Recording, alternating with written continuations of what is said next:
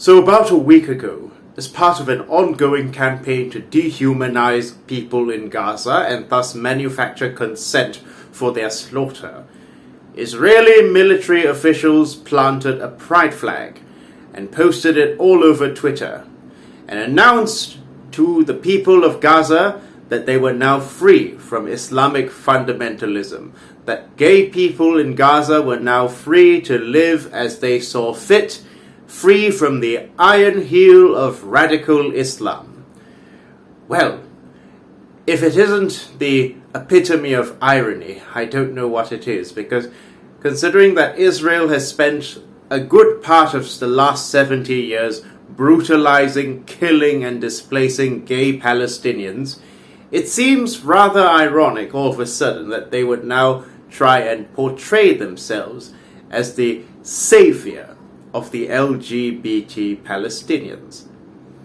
But we have seen time and again this kind of propaganda play out, in which Israel juxtaposes itself as the liberal, freedom-loving country and the only democracy in the Middle East compared to all of its other savage, backward, homophobic and culturally deficient Arab Muslim neighbours. You know, it's funny, for a country that spent the good part of 70 years brutalizing and dehumanizing Palestinians, regardless of whether they're gay or straight, it seems to me the height of irony to then turn around and say, oh, you know, we care about gay Palestinians, even though you've killed hundreds, if not thousands of them, through your endless carpet bombing.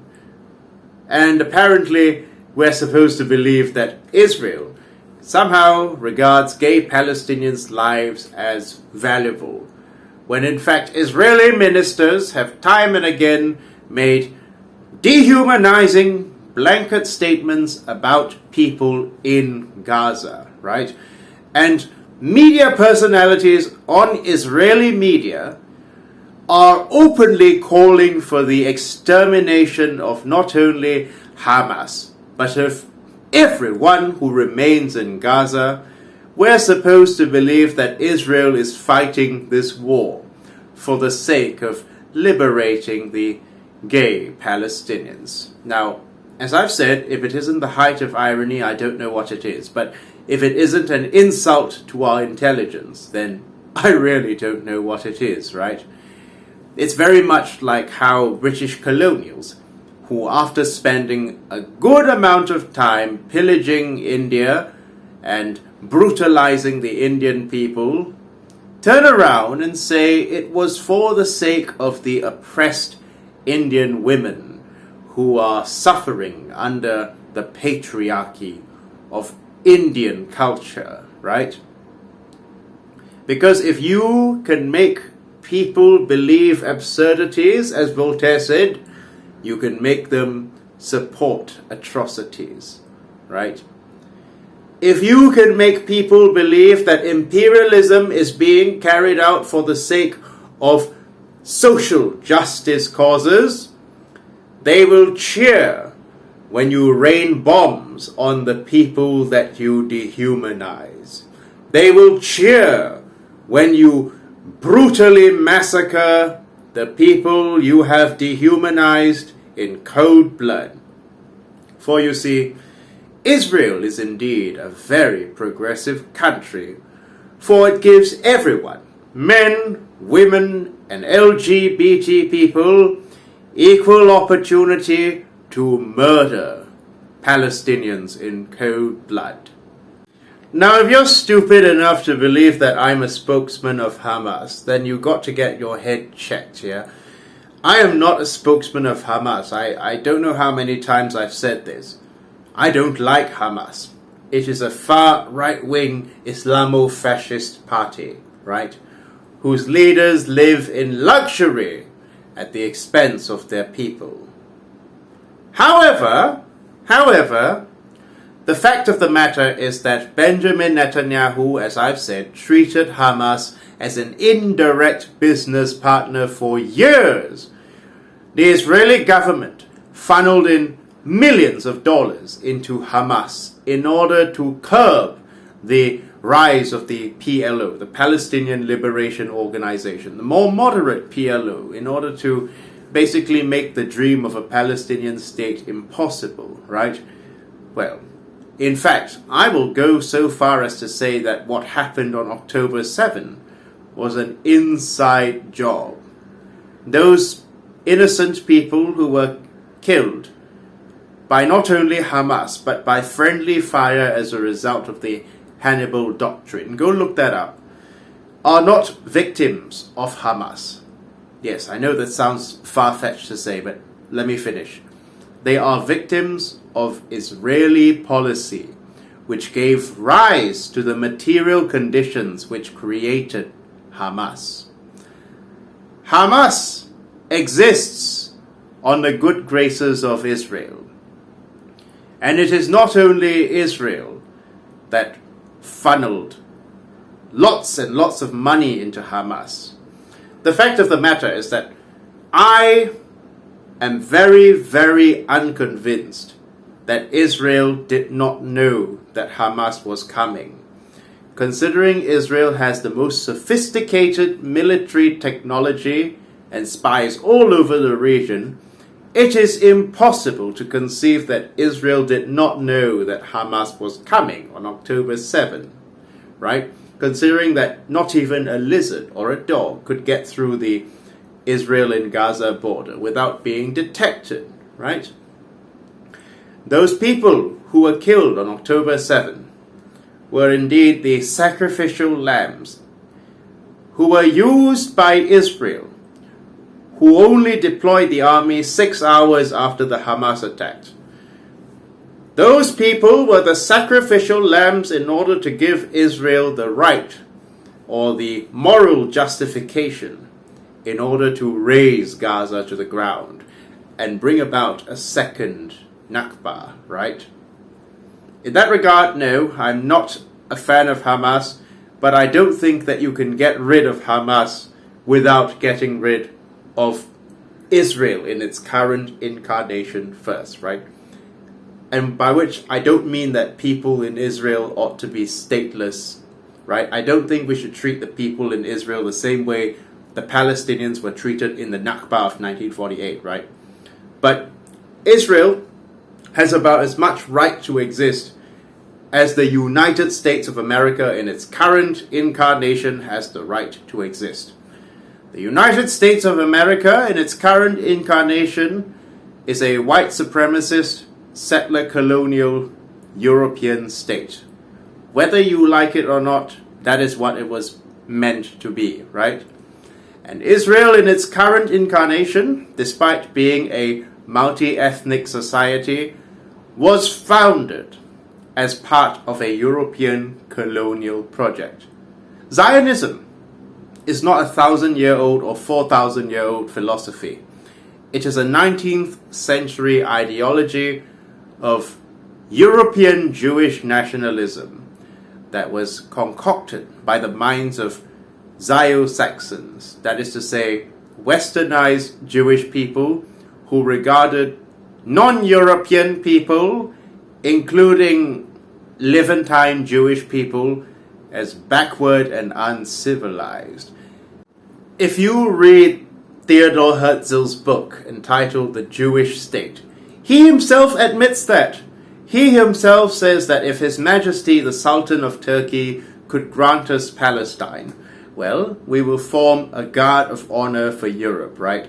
And we will be a rampart of European civilization against Asian barbarism, right? But hang on, why does he consider himself European? Why does he consider himself a Western person if he considers himself also to be a native of the Middle East, right? Because you time and again hear the argument from non-Jewish Zionists like Bill Maher that the European Zionists are in fact natives of the Middle East, and yet they are as culturally Western as any other Anglo-Saxon person.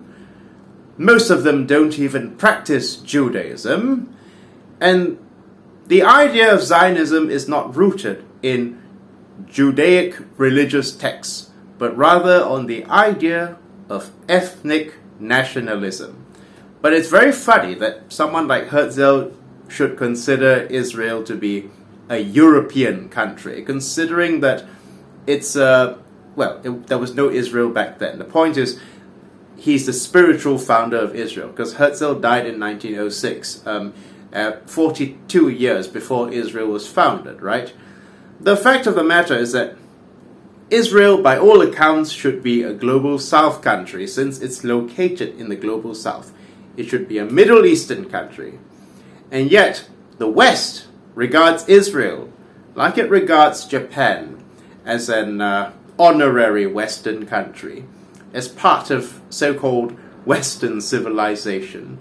Because the fact of the matter is that Zionists are culturally European. Is it wrong to be culturally European? Of course not.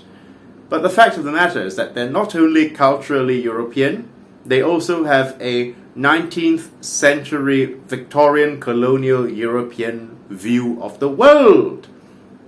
And that is to view non-European people as backward and uncivilized. So very much like Liberia, you saw clashes between the pioneers of Zionism and the local Palestinians, including Palestinian Jews, because culturally, no two people could be more culturally different. And this manufacturing of consent for imperialism or colonialism is what I term woke imperialism. When you try to justify the Israeli occupation of Palestine and the unfair and brutal treatment of Palestinians by dehumanizing them, by basically making it seem that all Palestinians are indeed violent, anti-Semitic, homophobic, culturally backward savages. And so, if you genuinely believe such a thing, and you'd be surprised at how many people cheering on for the bombardment of Gaza, and who cheer on for the Israeli occupation, even people who deem themselves so-called liberal progressives, in inverted commas, liberal progressives, you'll be surprised how many people have basically bought into such propaganda, right? Even Charles Dickens, 150 years ago, was not above falling prey to propaganda.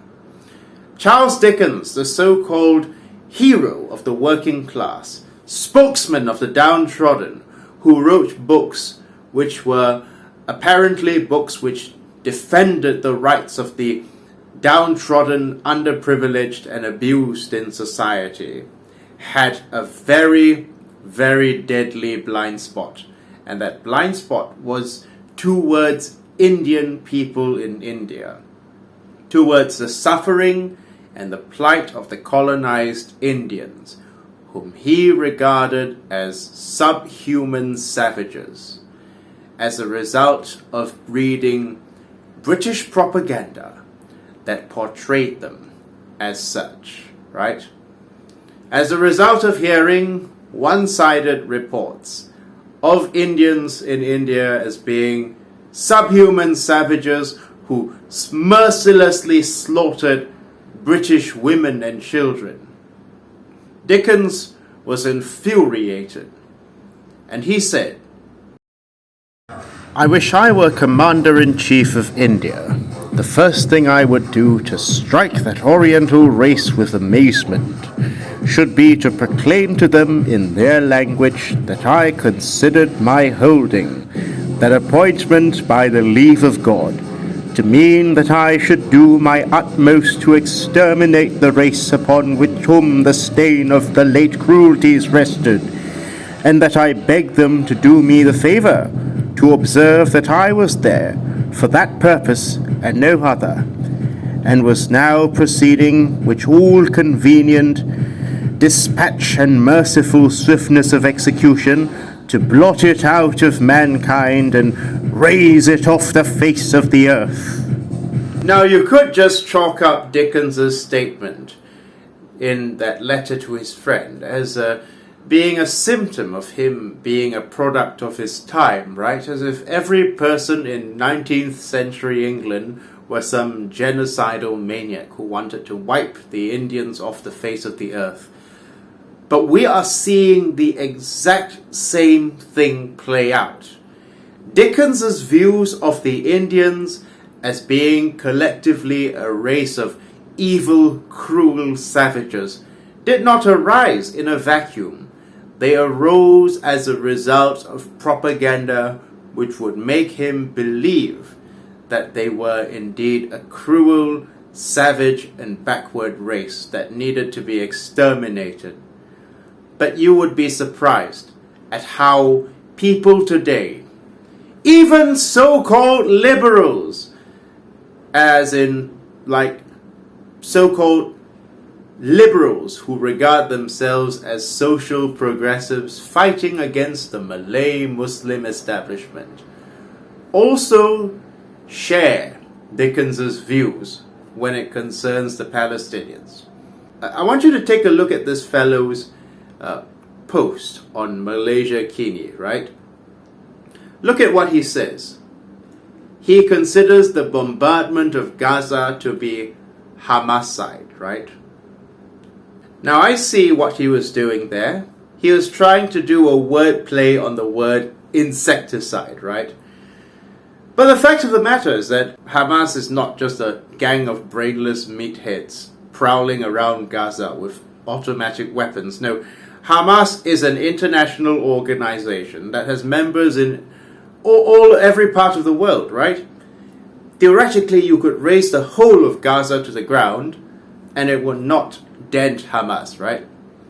Israel has been bombing Gaza for years, and yet Hamas is still going strong, right? Which then leads me to conclude that the only reason why people like this would support the constant bombardment of Gaza and the constant killing of Gazan civilians, hiding behind the excuse of human shields, is if they view people in Gaza and Hamas as one and the same, right?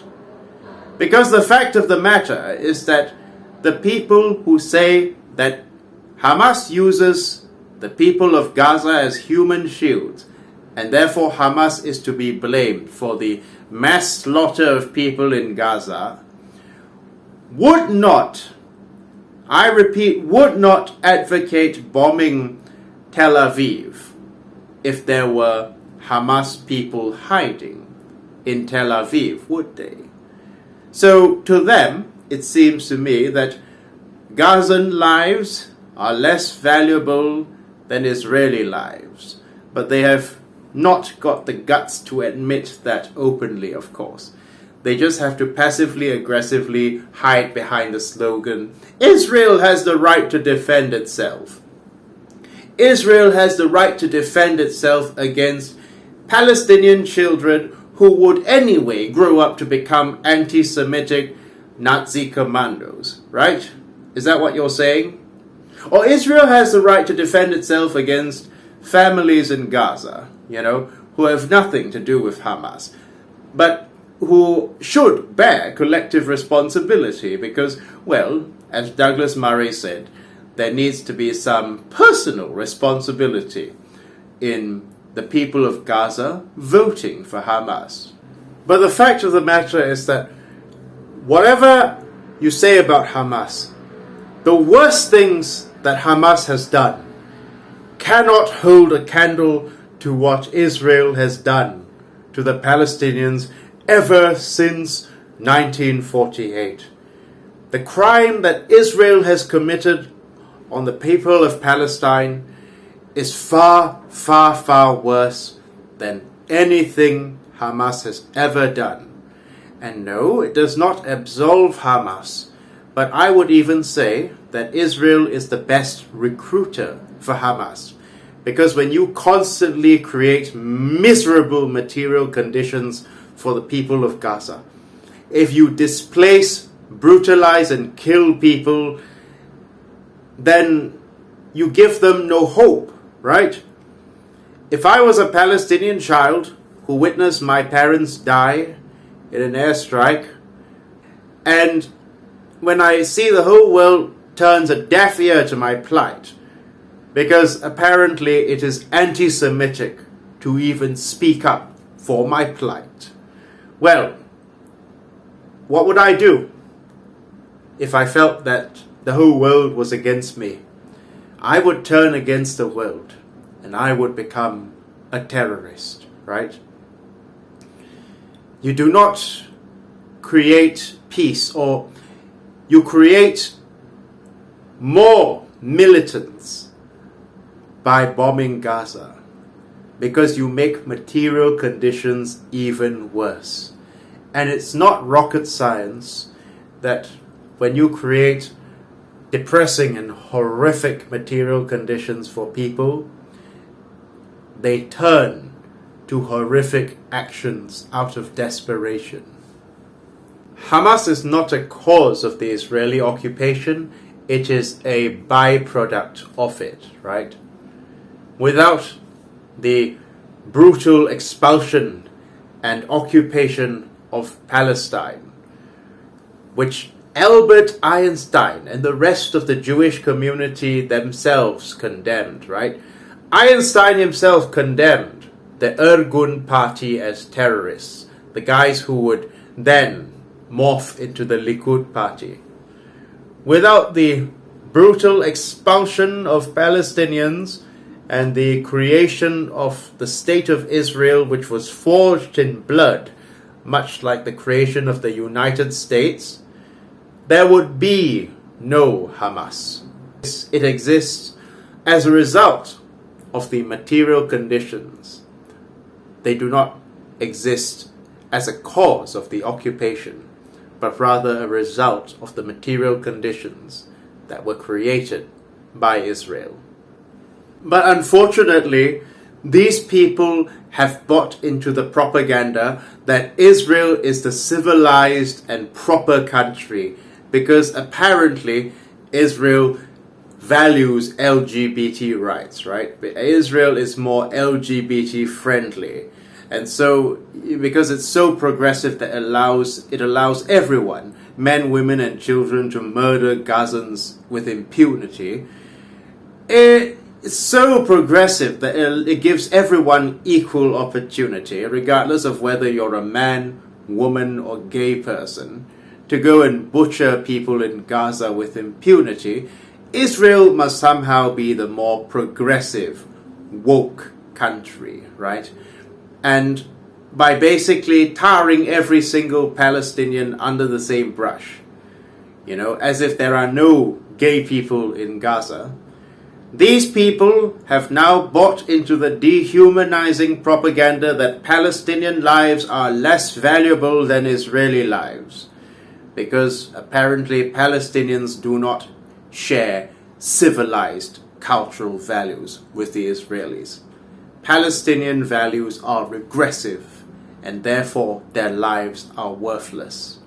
That is the mentality that is being promoted by this dehumanizing propaganda of Palestinian people being inherently savage, violent, and culturally backward, right?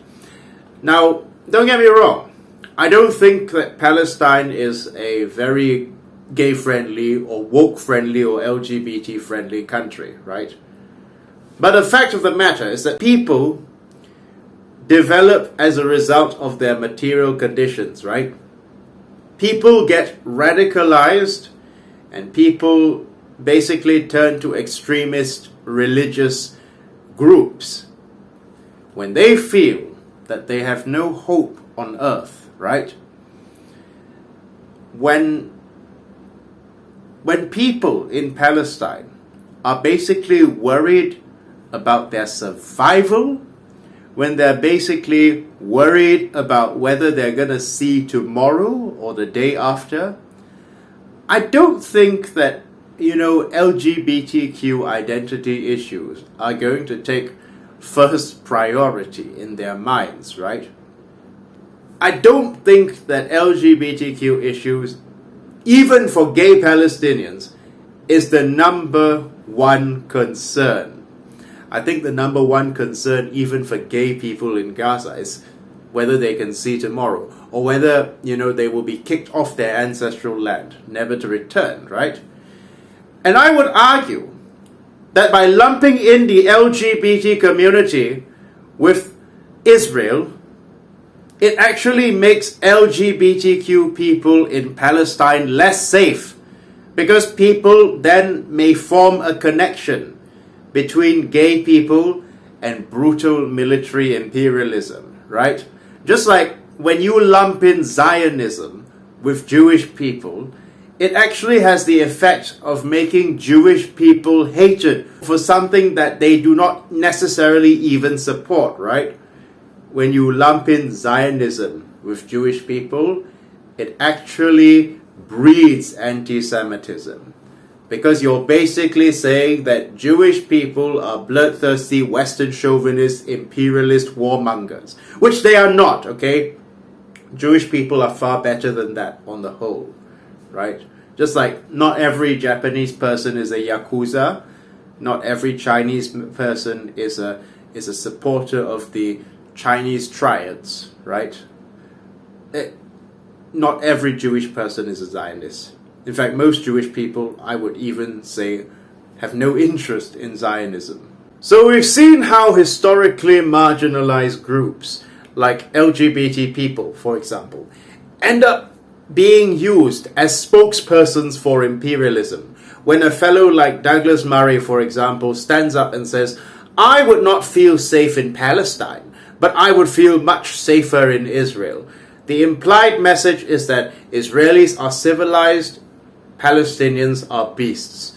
And when you do that, this is a form of manufacturing consent and also trying to take away the sympathy of the gay community towards Palestine in making them believe that Palestinians really hate them, which is an utter lie. Because there are homophobes in just about every country, yeah? And to act as if every Palestinian is a violent, raging homophobe is simply Orientalist, right? So we've covered how, anglicized or LGBT people in the Western countries, or ex-Muslims in the Western countries, as I've said in my previous video, who are angry with their parents or who are angry with their societies, will end up being used as spokespersons for imperialism. But for the last part of my video, I now want to cover non-Malay Muslim people in Malaysia. And I'm going to make a lot of people very angry by saying this, but I, as a Malaysian Chinese, stand with Palestinian liberation. But the thing about this conflict, and to call it a conflict would be quite questionable, considering that Israel has killed more Palestinian children over the last 4 weeks than Palestinian militants have killed Israeli civilians over the last 70 years. The thing is that it has really revealed the ugly side of many people in Malaysia, including Malaysians who claim that they are anti-racism, who claim that they are anti-establishment and are fighting against establishment politics, People including secular liberal human rights defenders like Siti Kasim, who are now cheerleading for the brutal treatment of Gaza by the Israeli Defense Forces, who are now siding with Israel. See, I don't side with Hamas, but these people side with Israel and openly cheerlead for Israel only because this is a cause, or they regard the Palestinian cause as a right-wing conservative Malay Muslim cause, right? Only because they don't like the Malay establishment in our country, that these people will throw people in Gaza under the bus in order to basically side with Israel, which they regard as the more progressive, open-minded and enlightened country. considering that even a neocon like the French President Macron has now condemned Israel's brutality in Gaza, to see these liberals on Malaysia Kini constantly cheering for the IDF is very, very, very, very embarrassing. Or to see Christians in Sarawak saying that their natural alliance should be to Israel, right? And saying that the Prime Minister should respect the feelings of non-Muslims, as if Palestine were a Muslim-Malay cause, is very, very, very upsetting, considering that they do not speak for me. Yeah? I'm a non-Malay Muslim Malaysian. You know, I believe that everyone ought to have religious freedom. I don't like Islamic reactionaries in Malaysia, or any kind of reactionary either, right? I'm a socialist, right? But just because Hadi Awang, the right-wing Malay Muslim reactionary, is for Palestine, you want to throw Palestinian children under the bus because of that? Just for your stupid identity politics? So if Hadi Awang says 1 + 1 = 2, does that make it 3? Or okay, let's put it in another way. If Hadi Awang says that, you know, apartheid is wrong, you know, or Jim Crow is wrong, there should be no segregation between African Americans and white Americans, are you then going to side with Jim Crow because Hadi Awang says it's wrong? You see, unfortunately, a lot of Malaysians, especially non-Muslim Malaysians, have now dragged in their identity politics and basically dragged in their axe to grind against the Malay Muslim establishment into this issue, and are basically siding with Israel only to spite the Malay Muslim establishment, right? And I think this is a very foolish and a very short-sighted strategy. It is like shooting your foot to spite the ground, you see. Because the fact of the matter is that, first of all, by siding with Israel in order to spite the Malay Muslim establishment, you are not being anti-establishment. You have merely shifted from the Eastern establishment to the Western colonial establishment, right? It's very funny because you could end up seeing like suddenly you see Malaysians who claim to be against racism, right, now using Western colonial talking points, especially on sites like Malaysia Kini, which I should really call neocon Kini, right? Because the fact of the matter is that while it is true that Malaysia is not perfect when race relations are concerned, right? The fact of the matter is that if you're siding with Israel, or basically cheerleading for Israel's genocidal or Israel's ethnic cleansing project in Gaza, let's call it what it is, ethnic cleansing, because they want to turn Gaza into another settlement, right?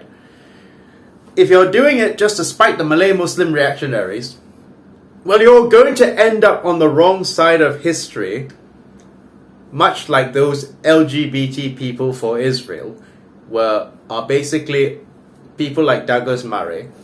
You're going to end up on the wrong side of history, right? And I would argue that just like conflating Jewish people with Zionists is very dangerous for Jewish people, because it makes people really suspect Jewish people, conflating non-Malay Muslims with Israel support does not bode well for race relations in this country, right? Considering that there are many of us who can actually see the big picture and, you know, are willing to set aside our personal differences with Malay Muslim reactionaries and recognize this as the biggest class struggle of our century, right? And we know not to be on the wrong side of this class struggle, right? Unfortunately, many people are not thinking dialectically, they're thinking emotionally. So that's why the automatic knee-jerk reaction they get to anything that they see lots of Malay Muslims supporting is disgust, right? And this also applies to secular liberal Malays in the Bangsa bubble, people like Siti Kasim. These people are going to end up as inadvertent stooges for colonialism, right? And these people are not only going to damage race relations, but I would argue that they themselves are being used as stooges or as useful tools for imperialism, right? Because they themselves are accomplices of the Zionist regime. If you are neutral on this, you're not an accomplice. But if you're cheerleading for Israel, I don't cheerlead for Hamas, yeah.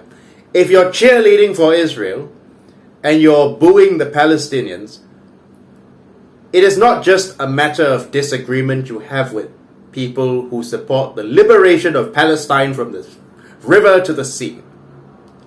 You are an accomplice, right? Just like people who cheered for British colonial rule, just like the privileged natives who were given access to their whites-only clubs and therefore became basically the stooges of imperialism. You guys will go down in history as accomplices to imperialism as well, right? I'm not talking about those who are neutral, yeah? I'm talking about those who are pro-Israel. And it's a very, very bad hill to die on, basically. So I hope that more Malaysian non-Malays will be able to see this for what it is, as anti-imperialism, and not simply regard it as some stupid, worthless Malay cause, right? The fact of the matter is that I think this message will be falling on deaf ears, but yeah. And yes, while I do acknowledge that it was extreme to be burning up Israeli flags and dressing up Malaysian school children as Hamas militants, right? The fact of the matter is that most of our educators handled Palestine Solidarity Week gracefully, right? Most of our educators handled it with finesse and grace.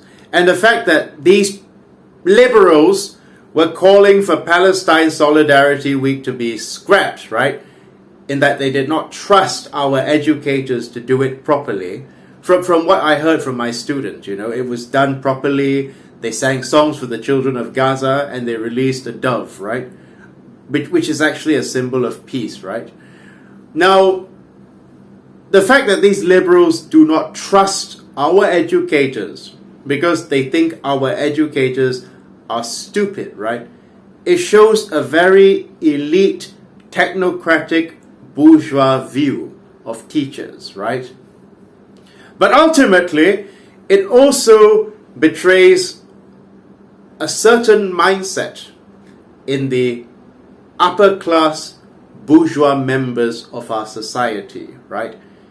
When people like Jason Leong or Siti Kasim say things like, keep our children out of this, these sorts of conflicts are not meant for children, it betrays the fact that they regard their own precious little pearls as being more valuable than Palestinian children.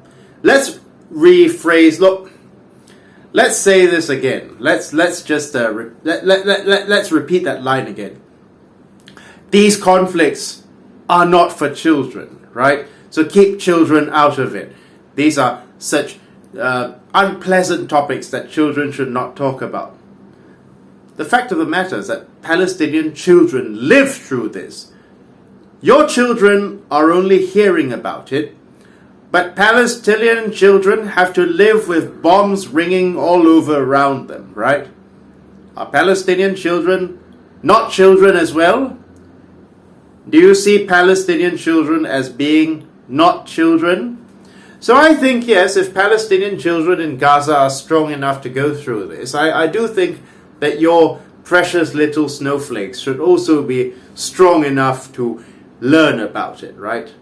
After all, you don't, if the shoe were on the other foot, right, and your own children were suffering, you would want the world to be sympathetic, right?